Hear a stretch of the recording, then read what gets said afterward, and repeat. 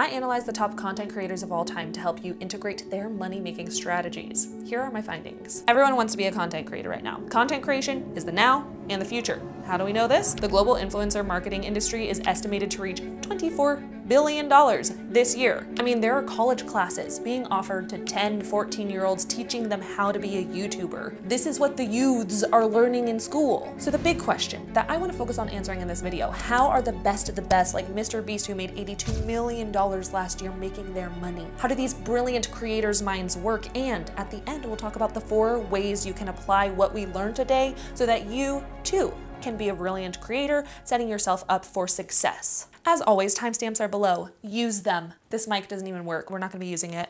Toss, throw, crash. Let's do this. First, we need to identify who are the top creators. Who will we be analyzing for this video? I decided to analyze people from the Forbes Top 50 creator list from last year, the creators that were on the Forbes 30 Under 30 list, and some creators from Sprout Social's list of top YouTube influencers. Now that we have our creators identified, to give you the most accurate information I could, I created a spreadsheet, naturally, because I love numbers. Numbers don't lie. Working on this spreadsheet, I became the best internet sleuth on the planet. So good, even Google started asking me questions. Okay, I want answers, real answers right now. And through all public information I had access to, I uncovered how much each creator earned per year and where that money was coming from to finally crack the code on how these brilliant creators are making money. Without further ado, that brings us to part 1, my friends, our spreadsheet breakdown. You're crazy until you're successful, then you're a genius. First, our top earner on this list is, of course, going to be Mr. Beast, bringing in $82 million last year alone, with our lowest earner being Taylor Cassidy at $500,000, which, can I just say, isn't low at all. That's insane. That's amazing. And Taylor, if you're seeing this, I love you. Age-wise, the oldest creators from our data are Rhett and Link, both of them being 46 years old, and personally might be my favorite creators on this list. We're going to Good Mythical Tour. I hope they have a blanket. If they have a blanket, I'm gonna buy it. Oh, that'd be cool merch. I'm ready to spend all the money on merch. Watch out!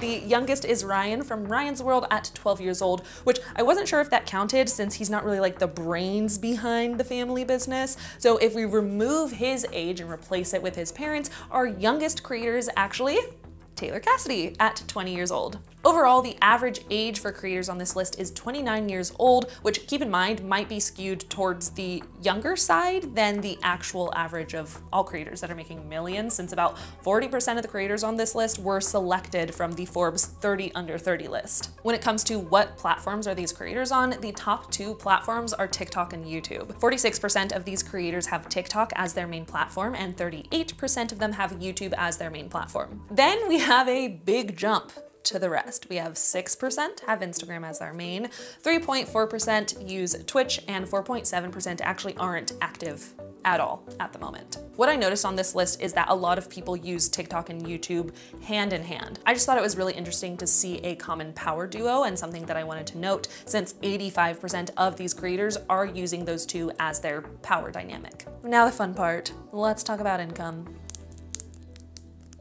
Can you hear that? ASMR. On average, these creators make $12,758,000 per year.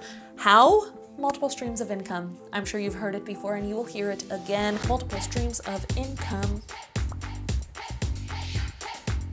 Doing my research, I found that none of these creators are relying solely on one income stream. They all have 2 or more income streams. In fact, on average, they have 3.38 different income streams supplying them their income. Now that number, 3.38 different income streams, could be more, but based on public information, the information that I had access to, we're looking at about 3.38 different income streams directly fueling their personal brand. What are the income streams? You might be asking yourself. That's a great question. I'd love to answer that for you. This is a list of all the income streams that came up during my research. Brand collaborations, YouTube monetization, monthly memberships, merch or other physical products, affiliate marketing, digital products, offering live show or hosting events, and other media appearances like TV, acting, music licensing, etc. The lesser common income streams among that list were digital products, live shows or events, and other media. So let's actually focus on the most common income streams. 81% of creators offer brand collaborations as an income stream. 76% of these creators are monetized on YouTube. 55% sell merch or offer some sort of physical product like coffee, makeup, jewelry.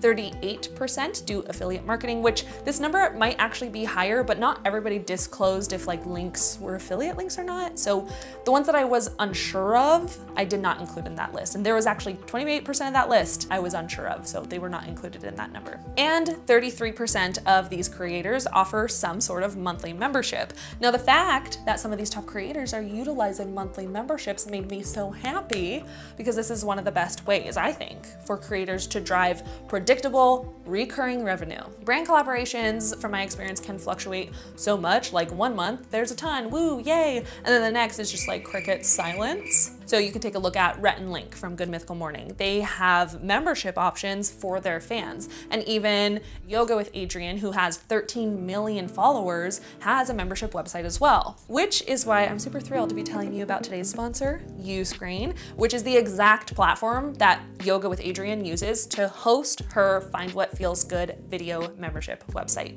If you yourself are a coach or aspiring content creator in the education space, I want to introduce you all to Uscreen. Uscreen is the platform for building a membership that generates a sustainable, predictable revenue stream for professional content creators. They've helped over 4,000 creators build successful memberships and drive predictable recurring revenue. Whether you have a large or small following, you open up the doors to create your own Netflix-style video library, allowing your members to easily categorize and binge through your video content like they would binge their favorite TV show. And if you want, you can have your very own branded app for your membership website. The Uscreen team will design one for you to offer both for Android and iPhone users, which means your members can watch your content on their phones or even TVs using devices like Roku Box, Apple TV, Android TV, and Amazon Fire TV. So if you're somebody who likes this video topic so far, or you're interested in uncovering the truth about sustainable careers for creators, use the link below to watch a free workshop where experts Jade Beeson and Amy Lindino dive into what career sustainability means for creators. And thank you so much, Uscreen, for sponsoring this video. Now, the final income fact that I want to highlight before moving on to key strategies and takeaways that we can learn from all of this data is how many of these creators are also business owners. 57.2% of these creators own other businesses outside of their personal brands, like Markiplier, Ninja, and Marcus Brownlee. All of them own and invest in real estate.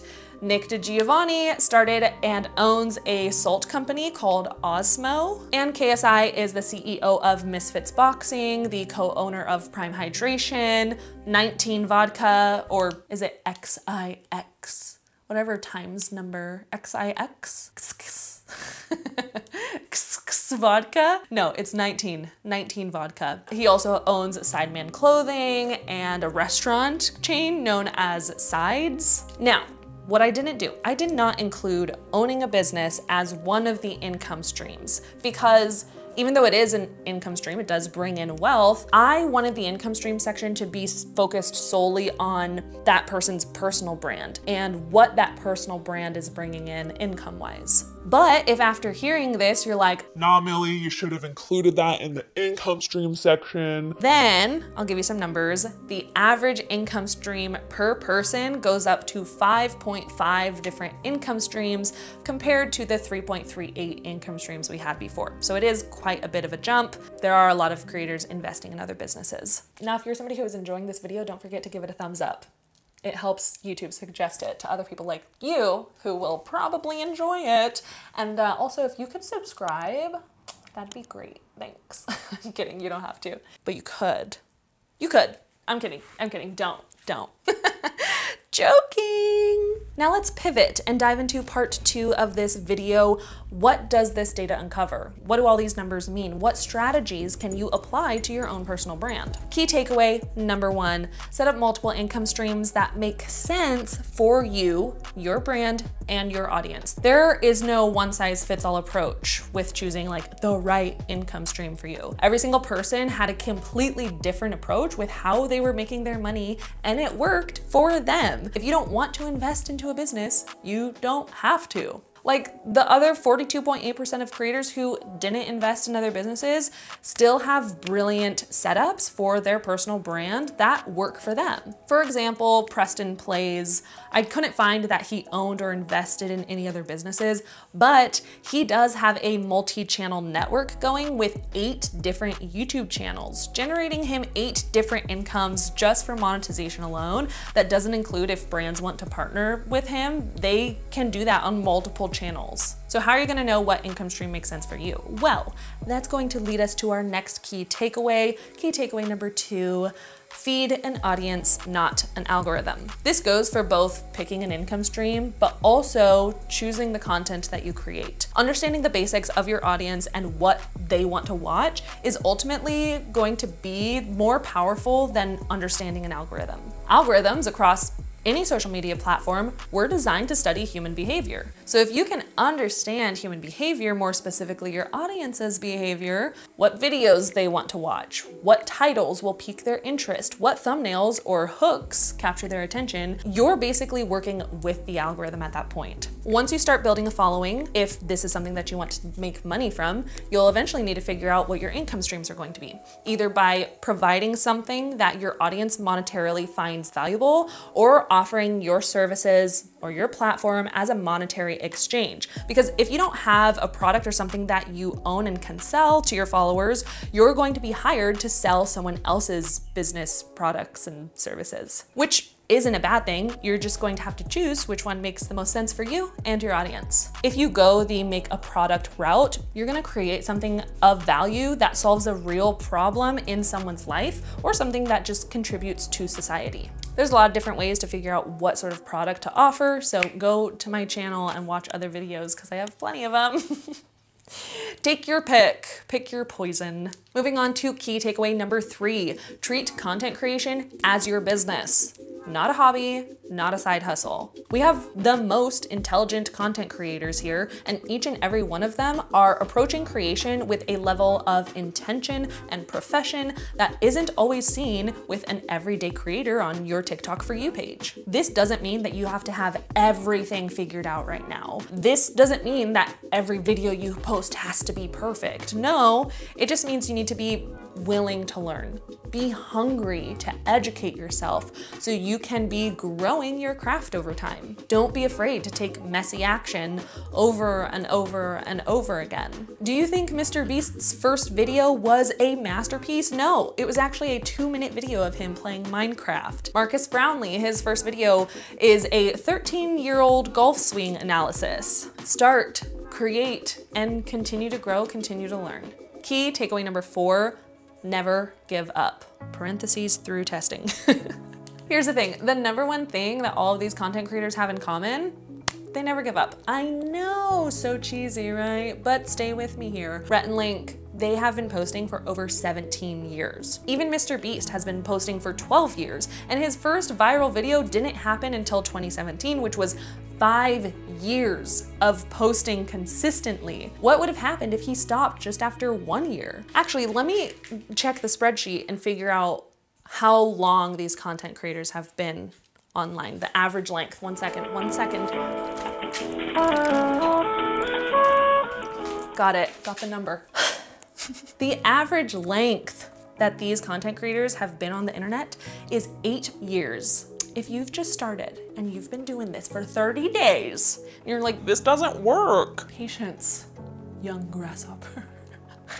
Calm down, calm down. 8.8 years, that's crazy. I feel like I'm a baby. I've been doing this for 4 years, almost 5. I'm still like a baby. I'm a toddler. I'm learning to walk right now. So cool, so inspiring, wow. Also, let's not forget about the parentheses, because I did add a parentheses for this takeaway, because I think a lot of people hear the term never give up and they just translate that to like, well, if I keep doing this same thing over and over, eventually I'll blow up. But no, I mean, yes, keep posting, but if you've been consistent in your posting and video style year after year, something isn't working. Change it up. Don't just stick to the same thing over and over and over. There's that one quote, I know, it's like, I'll put it here. Bloop. Insanity.